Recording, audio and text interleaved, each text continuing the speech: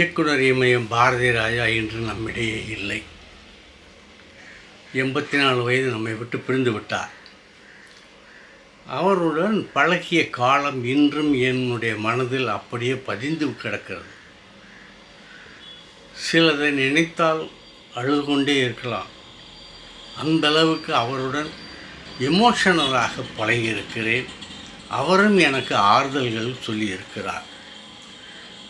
நான் பட்ட கஷ்டங்களையெல்லாம் அவரிடம் சொல்லும்போது அவர் பட்ட கஷ்டங்களையெல்லாம் சொல்லி எனக்கு ஆறுதல் அளிப்பார். அப்படி பல நாட்கள் ஓடியிருக்கு. அவரை நான் முதல்ல எங்கே சந்தித்தேன்னா,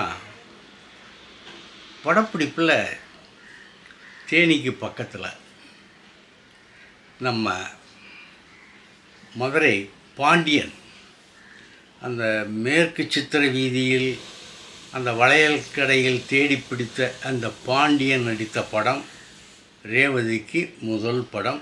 மண் வாசனை. டைரக்டர் பாரதி ராஜா, தயாரிப்பாளர் சித்ராலட்சுமணன். சித்ராலட்சுமணன் தான் அப்படியே சொன்னால் வாயா போயிட்டு வரலாம் அப்படியே அப்படின்னு சொன்னோன்னா அப்படியே கிளம்பி போயிட்டோம். ஒரு 4 பேர் போனோம். பாரதி ராஜா ஒரு இடத்துல ஒரு ஷூட்டிங் எடுத்துகிட்டு இன்னொரு இடத்துக்கு லொக்கேஷன் மாறி போகணும். காரில் போகிறோம், எல்லாருமே காரில் போகிறோம். நான் பாரதி ராஜா, அப்புறம் சித்ராலட்சுமணன், அசிஸ்டன்ட் டைரக்டர், இவங்கெல்லாம் ஏறி காரில் போகிறோம். நாங்கள் தான் கஷ்டப்படுறோம் இந்த வெயிலில், உங்களுக்கு ஏன்யா நிம்மதியாக ஆஃபீஸில் உட்காந்து பேனாவை பிடிச்சி எழுதுறதை விட்டுட்டு இப்படி எங்கள்கிட்ட வந்து அல்லாடுறீங்க அப்படின்னு பாரதி ராஜா அந்த காரில் உட்காந்து கேட்டார், என்கிட்ட கேட்டார். அதுதான் அவர் என்கிட்ட முதல் பேசின வசனம் ஞாபகம் இருக்குது. அப்புறம் பல இடங்களில் பல தடவைகள் அவரை சந்திச்சிருக்கேன், பேசியிருக்கேன். நல்ல நண்பர். என் வீட்டு திருமணங்களுக்கெல்லாம் தவறாமல் வந்திருக்கார். 2009 தமிழீழ தமிழர்கள் தங்களுடைய விடுதலைக்காக போராடி கொண்டிருந்த நேரம், ஈழத்தில் படுகொலைகள் பயங்கரமாக, அடக்குமுறை, அராஜகம் தலைவிரிச்சாடுது.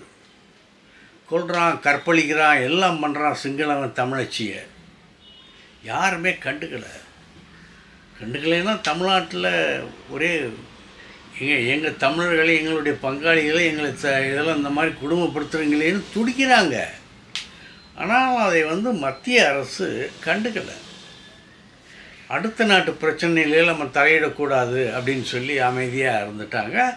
ஏதோ பேச்சுவார்த்தைகள் நடத்துகிறோம் அப்படிங்கிற மாதிரி ஒரு பாவலா காட்டிகிட்டு இருந்தாங்க அந்த நேரத்தில். அப்போ திரைப்பட கலைஞர்கள் எல்லாம் ஒன்றா சேர்ந்து ஒரு பெரிய கிளர்ச்சி ஏற்படும். அன்றைக்கி படப்பிடிப்பை ரத்து. ஃபிலிம் சேம்பர் கட்டடம், இப்போ இருக்கிற ஃபிலிம் சேம்பர் கட்டடம் அப்போ வேறு மாதிரி இருந்தது. இந்தளவுக்கு அடுக்குமாடி கட்டடமாக இல்லை. ஒரு பெரிய மேடை போட்டாங்க. பாரதி ராஜா, சேரன், இன்னும் பல ஆர்கனைசர்ஸ்கள் அந்த அமைப்புக்கு, நடிகர்களும் கடுங்கோபத்தில் இருந்தாங்க. அன்றைக்கி ஒரே அவங்களுடைய கோபத்தை பார்க்கும்போது அப்படியே சிலிர்த்து போனது. இவ்வளோ கோபப்படுறாங்களே நம்ம ஈழத்தமிழர்களுக்காக, அவ்வளோ தூரம் அவங்களுக்கு அந்த உணர்வு இருக்கா அப்படின்னு கூட ஆசைப்பட்டு ஆச்சரியமாக இருந்தது. அப்போ திடீர்னு பாரதி ராஜா என்ன சொன்னார், அவருக்கு இந்த பத்மஸ்ரீ அவார்டு கொடுத்துருந்தாங்க, விருது கொடுத்துருந்தாங்க மத்திய அரசுலேருந்து. அவர் மனசில் எப்போவுமே வித்தியாசமாக சிந்திக்கிறவர், அவர் வித்தியாசமாக கதை பண்ணுறவர் இல்லையா. அப்போ என்ன சொன்னார், திடீர்னு இந்த பத்மஸ்ரீ விருதை எரிச்சிட்டா என்ன அப்படின்னு, இந்த மேடையிலே எரிச்சிட்டா என்ன அப்படின்னு நம்ம சுற்றி இருந்தவங்களுக்கெல்லாம் ஒரே அதிர்ச்சி. என்ன இந்த மாதிரி கேட்குறீங்க, இந்த மாதிரி சொல்கிறீங்க? அது இல்லை, நம்ம எதிர்ப்பை காட்டணும்னா அதை திருப்பி அனுப்பலாம், இல்லை வேறு மாதிரி அதை உடைக்கலாம், வேறு ஏதாச்சும் பண்ணலாம். எரிக்கிறதுங்கிறது ரொம்ப உச்சபட்சமானது, அது வேணாமே. ஏன்னா நாளை பண்ண நமக்கு மத்திய அரசு, அந்த ஒன்றிய அரசுக்கு சில அவங்களோட நம்ம பேச வேண்டியது இருக்கும். ஆகவே இதெல்லாம் வேணாமே. அதே இதில் முக்கியமாக நின்னது சேரன் தான். வேணாம் சார், வேணால் உடைச்சிடுவோம், இல்லைன்னா திருப்பி அனுப்பிச்சிடுவோம் அப்படின்னு ஒரு முடிவுக்கு வந்தாங்க. அப்போ தான் நினச்சேன் பாரதி ராஜனுடைய அந்த துணிச்சலை. பத்மஸ்ரீ அவார்டு எவ்வளோ உயரிய அவார்டு, மத்திய அரசு கொடுக்குற அவார்டு, அதையே தீயிட்டு கொளுத்தணுங்கிற ஒரு எண்ணம் இருந்துச்சுன்னு சொன்னால், அந்த இலங்கை தமிழர்கள் மீது அவர் வைத்திருந்த அன்பு, பாசம், பற்று, நம்ம தமிழருடைய வீரம், இதெல்லாம் அவர் எவ்வளோ உயர்வாக நினச்சிட்டு இருந்திருக்காரு. அப்படி நினைக்கலைன்னா இந்த எண்ணம் வந்திருக்குமா? உண்மையிலே இவரை மாதிரி ஆட்கள் இருந்தால் ஈழத்தமிழர்கள் வந்து தங்களுடைய நாட்டுக்கு சீக்கிரம் விடுதலை அடைகிறது ரொம்ப சுலபம். அப்படிங்கிற மாதிரி இப்போ அவரோட எல்லாம் பேசிக்கிட்டு இருக்கும்போது இதுகளெல்லாம் சொன்னேன். என்னையா அது நம்ம நாட்டுக்காரையா, என்ன இருந்தாலும் நம்ம தமிழையா, அங்கே போய் பிழைக்கிறாயா. அந்த காலத்தில் இவன் நம்பி போனால் அங்கே போய் இங்கே தேயிலை தோட்டத்தில் உழைச்சி அங்கே அந்த நாட்டையே முன்னேற்றினவையா நம்ம தமிழை அப்படின்னு சொன்னார். இது எனக்கு மனசில் வந்தது. அன்று அந்த மத்திய அரசு நடவடிக்கைகளில் மாநில அரசும் ஏமாற்றி விட்டதுன்னு தான் சொல்லலாம். சரி, இதை விடுங்க. இப்போ பாரதி ராஜா டைரக்டரான கதைக்கு வருவோம்.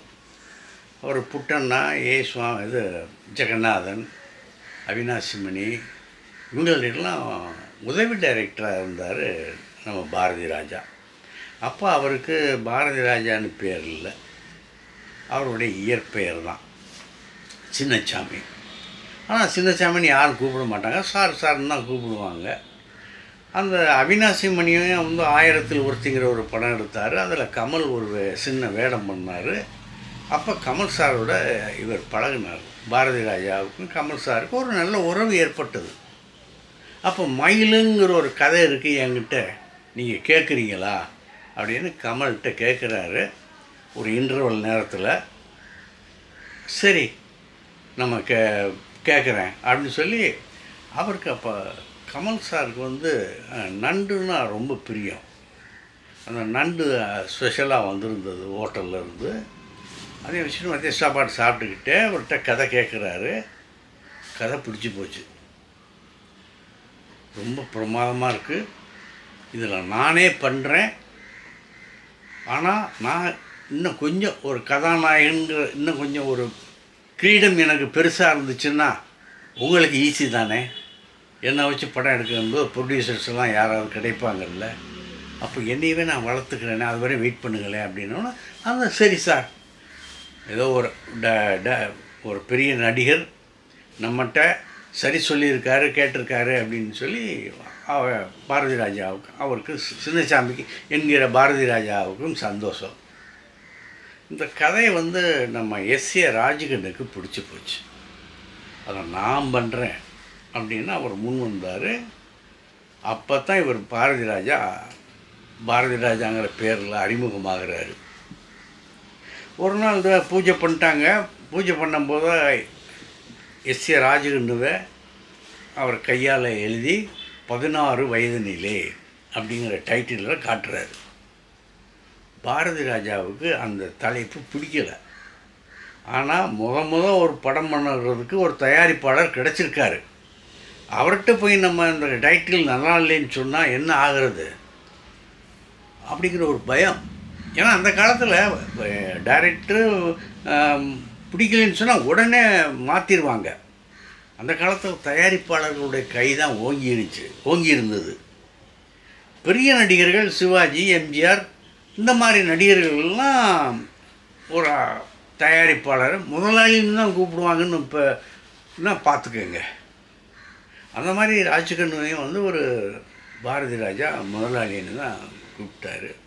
சரி, கமலுக்கு கால் சீட்டு வாங்கிடலாம் அப்படின்னு சொல்லிட்டு ராஜகண்ணை கூட்டிகிட்டு கமல் ஆஃபீஸுக்கு போகிறாங்க. கமல் ஆஃபீஸில் அண்ணன் சாருஹாசன் இருக்கார்.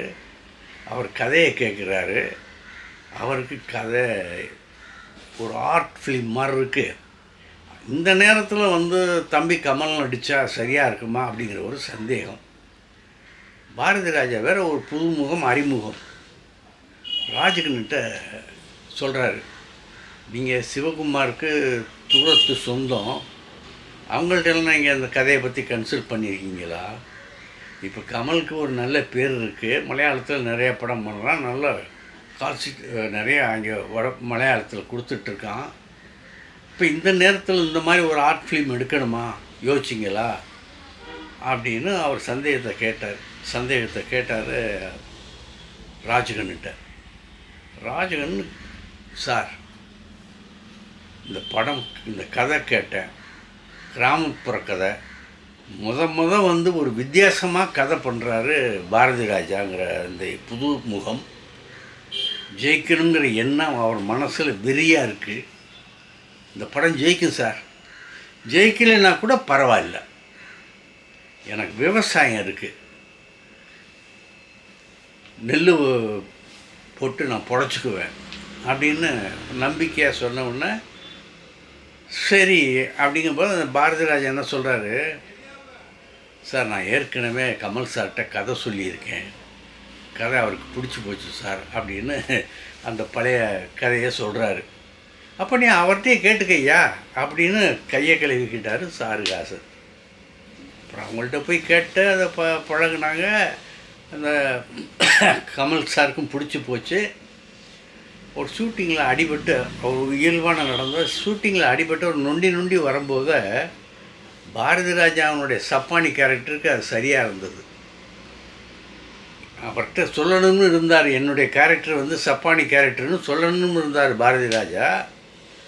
அதுக்கு முன்னால் அவரே நொண்டி வந்தவுடனே பிரமாதமாக இருக்குது சார், இதையே நம்ம கதை முழுக்க இதே ஃபாலோ பண்ணுங்க, ஏன்னா என்னுடைய கேரக்டர் பேரே சப்பானி அப்படின்னு சொன்னவுடனே கமல் சார் சரி கோமணம் கட்டிட்டு நடிக்கிறதுக்கு ஒத்துக்கிட்டார். அப்போ அந்த படத்தில் 2300 அவ்வளோவா தான் சம்பளம் சூப்பர் ஸ்டார் ரஜினிகாந்துக்கு. அப்புறம் அந்த படத்தில் வித்தியாசமான கேரக்டரில் நடிச்சிருந்தார். டபுள் பாசிட்டிவ் பார்த்தாங்க, பிரமாதமாக இருந்தது. நான் படம் யாரும் வாங்க மாட்டேங்கிறாங்களே அப்படிங்கிற ஒரு இதில் சாருகாசனுக்கே இருந்தது. எந்த சாருகாசன் அண்ணா வந்து இந்த இதில் பிடிக்காமல் கழட்டி விட பார்த்தாரோ அவருக்கே அந்த டபுள் பாசிட்டிவ் பார்த்தபோது படம் பிடிச்சி போச்சு. இது நிச்சயமாக பேசப்படும் அப்படின்னு நினச்சிட்டு இருந்தார். அதன்படியே அந்த படம் பேசப்பட்டது, சாதனை செய்யப்பட்டது. பாரதி ராஜா என்ற கலைஞன் ஒரு புரட்சி கலைஞன், தமிழகத்தையே அந்த தமிழ் சினிமாவையே புரட்டி போட்டவன், சித்தாந்தங்களை சொன்னவன், ஜாதி மத வேறுபாடுகளை படங்கள் மூலம் அகற்ற வேண்டும் என்று விரும்பி படம் எடுத்தவர். நீங்கள் அந்த அலைகள் ஓய்வதில் என்ன மதங்களை கடந்த காதல் தானே. இந்து பையனுக்கும் ஒரு கிறிஸ்துவ பொண்ணுக்கும் காதல், அதை அண்ணங்காரன் தடுக்கிறான், அதை மீறி கல்யாணம் பண்ணுறாங்க. இதுதானே அந்த 16 வயது இது மன்னிக்கணும், அலைகள் ஓய்வதில்லை. வேதம் புதிது. ஏன்னா அந்த மாதிரிலாம் இப்போ வர முடியுமா, எடுக்க முடியுமா? இப்போ நல்லா முன்னேறிடுச்சு, பட உலகம் முன்னேறிடுச்சு. போல்டாக இப்போ எல்லாமே மறைமுகமாகத்தானே சொல்ல வேண்டியது இருக்குது. இப்போவும் நல்ல கதைகள்லாம் வருது, சீர்திருத்த கதைகள் வருது, புரட்சிகரமான கதைகள் வருது. ஆனால் வேதம் புதிது சொன்ன அளவு, அலைகள் ஓய்வதில்லை சொன்ன அளவு இப்போ இருக்கான்னு பார்த்தா இப்போ வேறு மாதிரி போச்சு, ட்ரெண்டே வேறு மாதிரி போச்சு. அதனால் இதெல்லாம் நினச்சி பார்க்கும்போது பாரதி ராஜா என்ற அந்த மகா கலைஞனை நாம் இழந்துட்டோமேங்கிற வருத்தம் அதிகமாக இருக்குது. அவருடைய இழப்பு ஈடு செய்ய முடியாதது சொல்லி நாளை சந்திக்கிறேன். இந்த வீடியோ உங்களுக்கு பிடிச்சிருந்தா லைக் பண்ணுங்கள், கமெண்ட் பண்ணுங்கள், ஷேர் பண்ணுங்கள், சப்ஸ்கிரைப் பண்ணுங்கள்.